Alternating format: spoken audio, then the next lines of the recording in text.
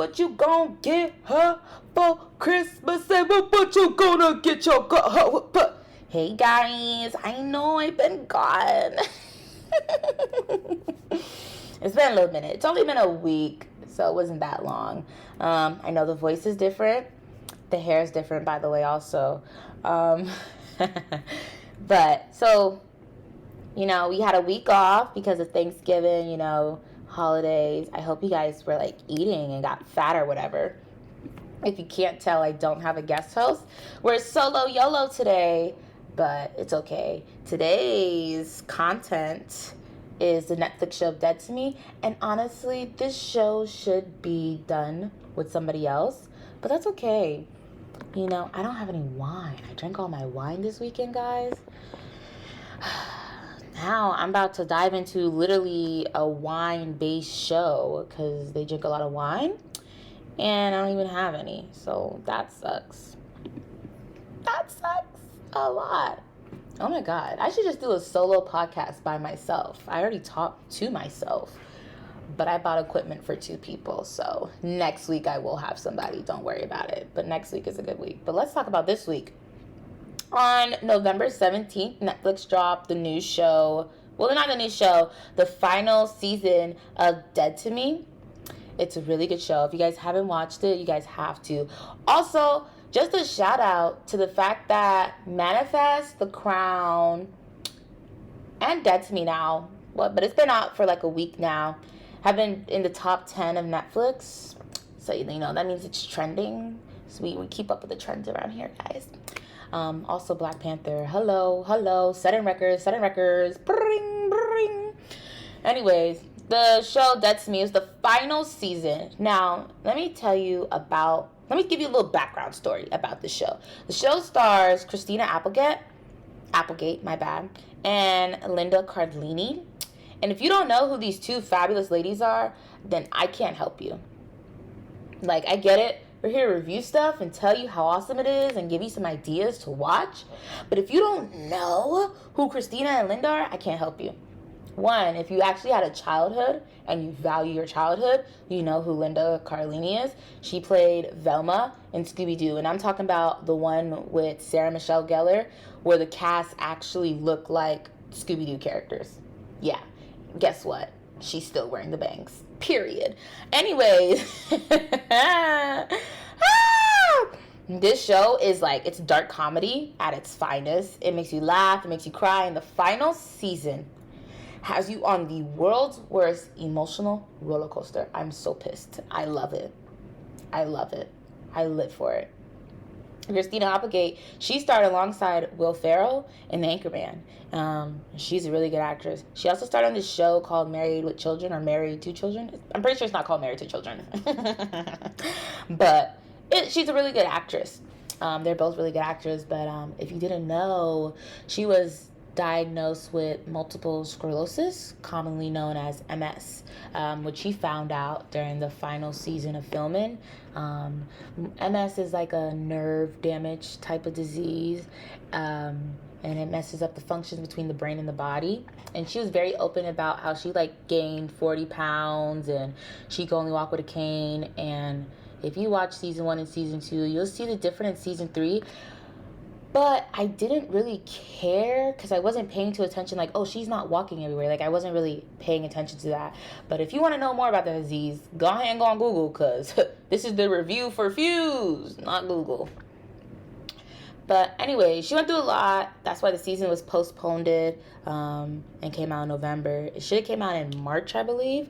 But it came out on November 17th, which is my homegirl's birthday. So Christina, she plays Jen Harding. She's a real estate agent, and she loses her husband in this hit-and-run, drive-by accident type thing at the start of the series. And Linda Cardellini plays Judy Hale, and she's a nice woman. She meets Jen at this support grief group, and it's twisted at first. It's a little twisted, but I still watched it, and I love it. It's golden in my book. It's up there. It's honestly up there with me rewatching the shows, up there with Jane the Virgin, which I have rewatched twice this year, and I'm tempted to rewatch it again. So Judy was actually the one driving the car that killed Jen's husband. And she was really remorseful. She felt really bad. She wanted to call the cops, everything like that. But her fiance, played by James Merch or whatever, Steve kind of like was like, he was emotionally abusive to the girl. He was like, keep driving, like, what's wrong with you, stupid, like, let's go, like, what the bleep bleep bleep bleep, you know, just a whole bunch of just shebang. And yeah, so they leave him for dead. I know, right? It's a good show. That's the voice in my head, guys. Don't pay attention to that.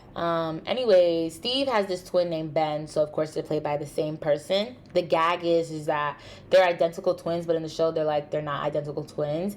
And Jen is just like this free balling, cursing, I don't give two shits mother, and she just be saying whatever comes to her mouth. She's the mother of two boys, and I aspire to be her. And you know, she was just like, they're identical, and it's like, well, they're not identical, yada yada yada.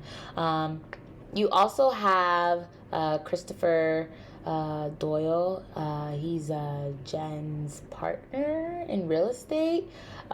He's really funny and fabulous. If you didn't know, I'm basically saying he's gay, but it's not draw towards that fact. I don't know why. Anyways, and then you have her two kids, Charlie and Henry. Mad funny, yo, especially her older son Charlie. It's mad funny. One of the detectives, two of the detectives, you have Anna Perez and then you have Nick Prager.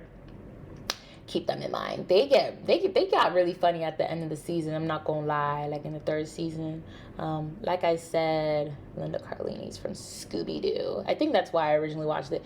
The two actresses, they're really good actresses, and I was like, oh, I have to watch this. But yeah, stereotypical is, so I'm a Pisces, guys. Stereotypical thing is Pisces are emotional, but this season, literally, I was on an emotional roller coaster for the final season.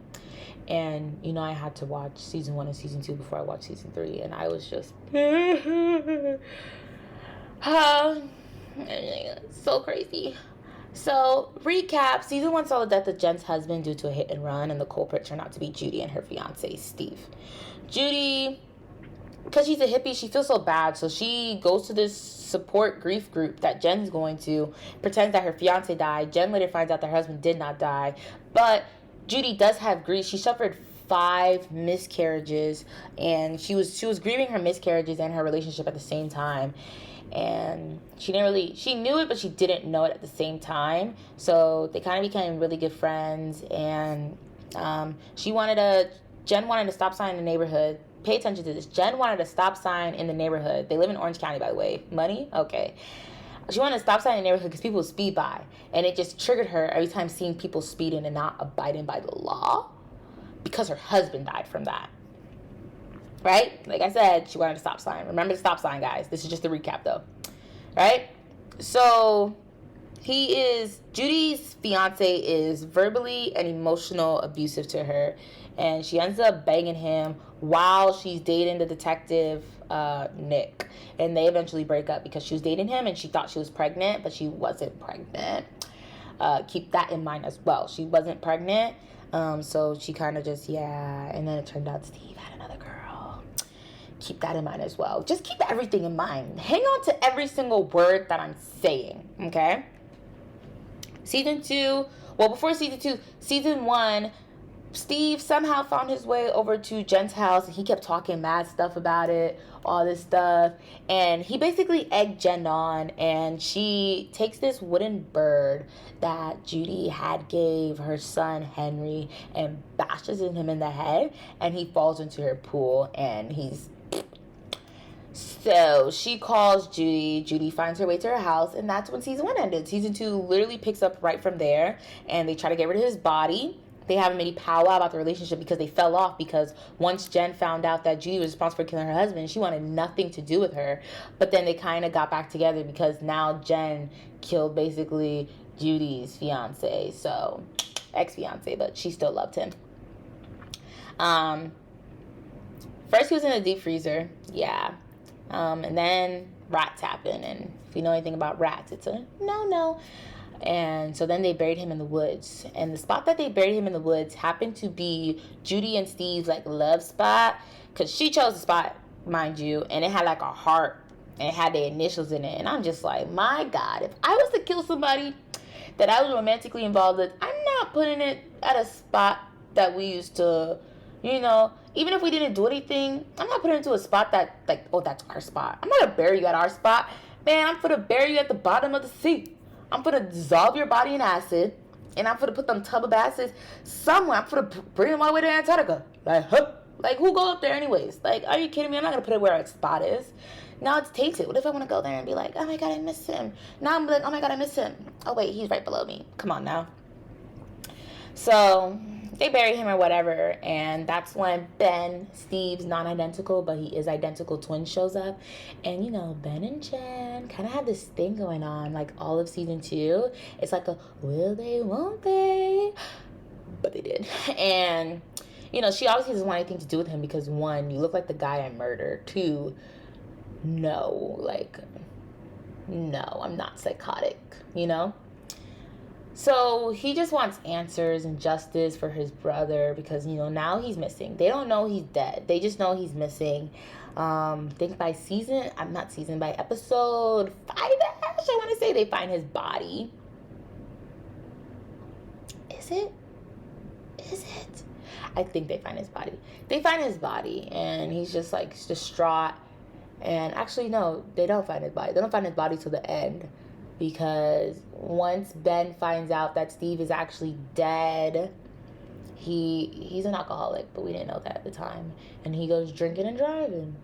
And he happens to crash into some people, and he leaves. And he is now the cause of a hit and run, just like his brother. Except this time, he's actually at the wheel. His brother wasn't at the wheel in the first hit and run. So, yeah. All of season 2, Jen and Judy are just trying to, like, avoid being caught. They're trying to, like, understand things. They're just trying to get on with their lives. Jen's also trying to be a good mom to her sons since the passing of her son. I said that so wrong. Jen's trying to be a good mother at the same time to her son since the passing of her husband, because like any relationship, I would want my sons to be close to their father too. Boys gonna do what boys gonna do. So she kind of had to, like, low-key fill in the role of being like mother and father. And her son will always be like, yeah, I kind of miss dad. Both of them be like, oh, I kind of miss dad. Dad would play games with me. Or it's like, oh yeah, I miss dad. Her kids are kind of, one's like a preteen, one's still like a little kid. So you could only imagine how they feel losing their dad. So sad. But like I stated, Ben and Jen, they did have a little menage a trois type situation, just minus the trois, on multiple occasions, by the way. But, she was racked with guilt because she killed her brother and looks exactly like him. She's literally messing with the dude she murdered. Like, I belong in a mental institution.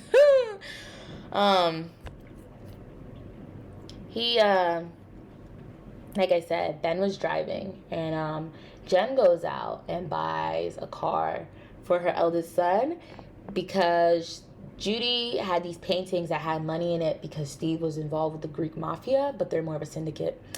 And she had this money, so Jen was able to pay out her mother-in-law because her mother-in-law was kind of like paying in the house. And she don't like her mother-in-law. She pisses her off, and I don't even blame her. She would piss me off too. And so she goes out and buys her son a car because it's his birthday and he wanted a car. And I'm not going to review all the things because you guys still have to watch the show. This show is a must, so I'm not going to review everything. I'm just telling you the plot and what to follow along with. My bad for that, Mike. My voice sounds disgusting. I can hear it now. I should turn down my volume. Now that's going to bother me because I can hear my voice.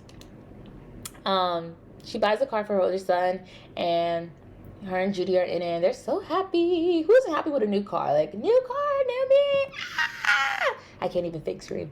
And remember Ben was drinking and driving? Those people he crashed into?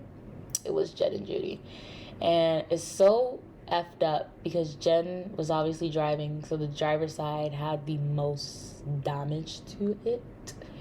And he drives off, and season 2 ends with them in the middle of the street in a crashed car. And I love this line because Judy's like, Jen, like she's trying to wake her up, and Jen wakes up and she's like, oh, what happened? And Judy's like, we were hit. And she's like, oh, for fuck's sakes. Like, she just says that. Like, she just always cursing. And it's just so, like, I don't know. It's just so, it's like, oh my God. Yes. But I forgot to mention is that she got her stop sign that she wanted. And she finally got her stop sign and literally got into her own hit and run. And she wanted the stop sign so people would stop and there would be less hit and runs. You can't solve world peace and make peace in the world. Like, come on, it's impossible. Sometimes you gotta be a little, you know what I mean? So, yeah, I know, right? Oh, now into season 3. Now that you processed that, season 3, the final season, guys. And I'm happy this show went out on its own. Like, it didn't get canceled. We don't have to ever wonder. Like, no. It answered all our questions, kind of. So, season 3, they're in the accident. So, they end up in the hospital. And in the hospital, Jen finds out that she has cancer. However, she wasn't in her bed. She was in Judy's bed. So, Judy actually has cancer, but Jen just doesn't know how to tell her that, hey, they found something. So we find out in like episode 3 that Judy does have cancer, and it's stage 4 cervical cancer. Now, I don't know about y'all. This is really for like females. I don't know about y'all, but she tried, her character, right, had 5 miscarriages. Like, she was adamant about being a mother. And I think a lot of females are. And it's crazy because I saw this TikTok post where it's like my biggest insecurities. And the main one that stood out to me was like my fear of being infertile. And it's like, bruh, if I couldn't reproduce with the person that I love, if I couldn't just have my own child, like, pregnancy probably sucks. I'm probably going to hate being pregnant because I hate everything. But if I couldn't do that, bro, I would be so sad. I would be so sad. I would cry. And what did I say? In season 1, she messed around with Steve and she thought she was pregnant. And the doctor told her, like, oh no, it was just like some cysts, and to get them checked out. And she never did. If a doctor tells you to get something checked out, I get it. Sometimes it could be minor, but there's always that small chance that it could be major. And I get it. This is a fictional show, but this could happen in real life. And let's be real, it has happened to real life and people. And I would cry if I could not bring my own child into this world. Anybody who knows me knows I talk about having a son like I have a son, because I really want a son. Like, I would not be upset if I had 2 boys and that was it. I would love a daughter. But if I have my first kid and it's a boy and my second kid's a boy, I'm not trying for a third kid, because God forbid, like, if that kid, the third kid's a boy, are you, what? Boys eat too much. I don't have the capacity, the patience. I might have the money, but I don't want to spend the money to feed those little heathens. So, yeah. If I had a boy the first time and a girl the second time, I'm stopping right there. If I had a girl the first time and a girl the second time, my God, am I stopping right there. I'm high maintenance. I don't want to know what my daughter's like. I don't want to know what 2 of them is like. How about that? I want to know what my daughter's like if I was to have one, but not 2. Sorry to get off topic, but stage 4 cervical cancer is a really big deal. She hides her cancer from Jen, and Jen's kind of really upset about it and doesn't really like it and all that stuff. And come to find out, Jen later finds out, by the way, Jen and Ben bang some more in this season, and she finds out that she's pregnant. And she makes a joke herself, like, oh my God, like, I'm in my late 40s and I'm pregnant, like, blah, blah, blah. And, you know, she looked good while pregnant, guys. And obviously it's Ben's kid. And, you know, the whole, how should I say this? Season 3 is like, the whole show is like, you have all these hit and runs and deaths, basically. So season 3, the FBI is now involved with Steve's missing person case, or, well, now murder, because he was found in like federal territory. So it's not the local cop's job no more. So FBI is involved now. So not only does Judy have cancer and Jen's pregnant, they're still trying to hide the fact that they basically murdered and buried this dude, even though it was self-defense, because it was self-defense. Kind of. Not really. She was, being like, what's the word? Bothered, vexed, annoyed, all of the above, but she didn't really have to hit him. And we later find out later on the show that she could have saved him, but she didn't know that. So it's like, damn, that's freak fudge popsicle. Yeah, so they're just running around, just two ladies in their 40s, cancer and baby, like, guy. And Jen, like, it's cute because Judy was scared to tell Jen that she does actually, in fact, have cancer. And Jen was scared to tell Judy that she is pregnant. So, yeah, that sucked really bad. I value friendships like that. Friendships to me are everything. And it's like, once I stop effing with you, it takes a minute for you to get back in my good graces. It takes a minute for me to even see you even remotely close as what I did see you as. So, this is the, if you guys watch this is the friendship I want. We could murder a dude, have some wine, go on a trip to Mexico, because they did go to Mexico, and just live our best life. Like, come on now.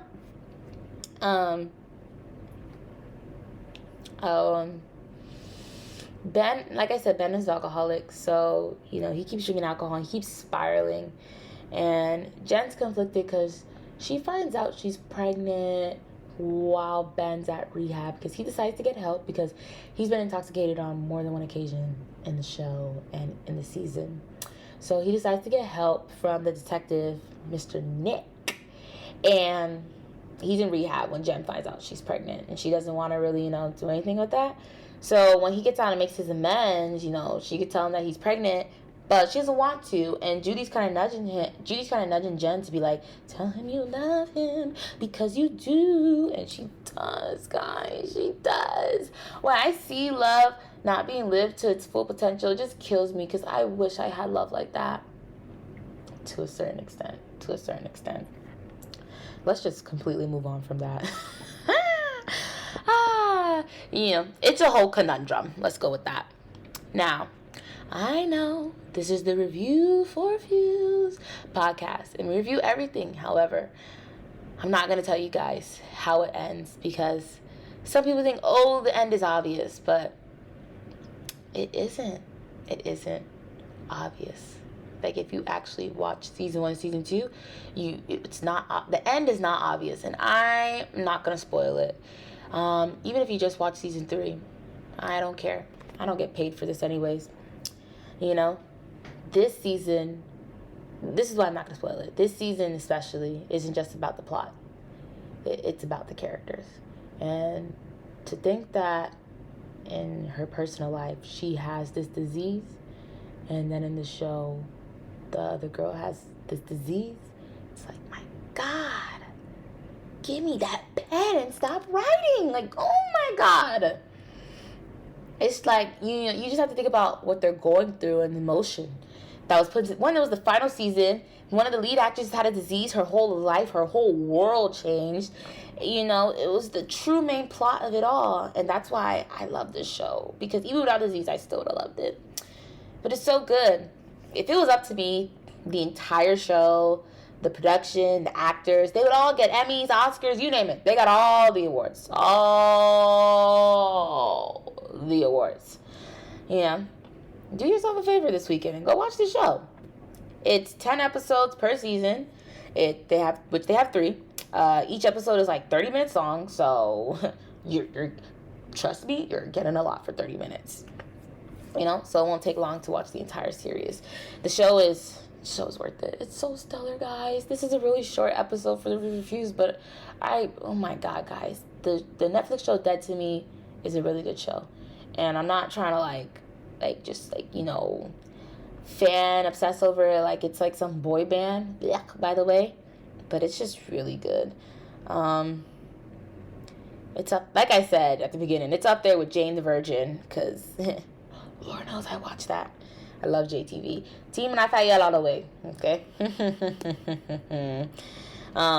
Some highlights this season was seeing Jen not be a complete bitch, but she did find love in a way. And like I said, she was pregnant and she had a baby girl after having 2 boys, which I think is golden. If I had 2 sons and I got pregnant the 3rd time, if it's not a girl, I think I'm just gonna cry. I'm just gonna cry myself to sleep that whole night. This show is 1000% a must to watch.